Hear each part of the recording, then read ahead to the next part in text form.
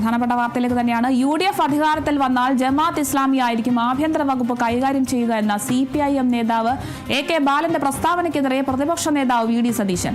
Sangh Parivar agenda നടപ്പാക്കുന്ന പ്രചാരണത്തിന്റെ ഭാഗമാണ് ബാലന്റെ പ്രസ്താവന. CPIM നേതൃത്വത്തിന്റെ അറിവോടെയാണ് ഇതെന്നും VD സതീശൻ പറഞ്ഞു.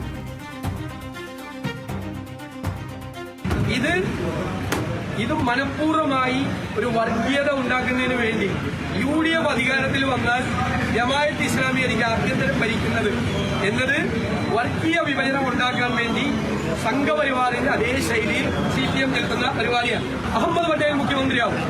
അത് ആരോടാ പറഞ്ഞത്? ഗുജറാത്തിലെ ഹിന്ദുക്കളോടാണ്. നിങ്ങൾ കോൺഗ്രസിനെ തോൽപ്പിക്കണം, കോൺഗ്രസ് ജയിച്ചാൽ ഒരു മുസ്ലിം മുഖ്യമന്ത്രിയാവുമെന്ന് പറഞ്ഞതുപോലെ അതിനേക്കാൾ മോശമായിട്ടുള്ള പ്രസ്താവനയാണ് ബാലൻ നടത്തിയത്. ബാലൻ നടത്തിയ പ്രസ്താവനയെ CPM അംഗീകരിക്കുന്നുണ്ടോ? അതാണ് ഞങ്ങളുടെ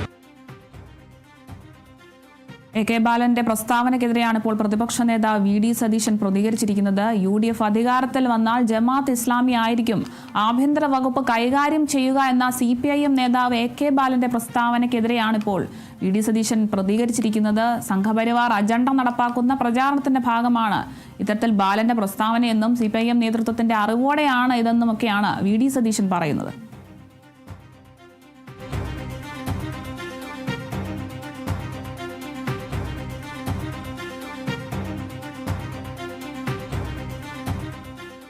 നിയമസഭാ തിരഞ്ഞെടുപ്പിൽ കോൺഗ്രസിന് ജൻസികളെ സ്വാധീനിക്കുന്ന സ്ഥാനാർത്ഥികൾ ഉണ്ടാകുമെന്ന് KPCC മുൻ അധ്യക്ഷൻ K മുരളീധരൻ. മുതിർന്ന നേതാക്കളും മത്സര രംഗത്ത് ആവശ്യമാണ്. കടകംപള്ളിയുടെ അറസ്റ്റ് വരെ ശബരിമല സ്വർണ്ണക്കൊള്ളയിൽ ശക്തമായ പ്രതിഷേധ സമരം നടന്നു.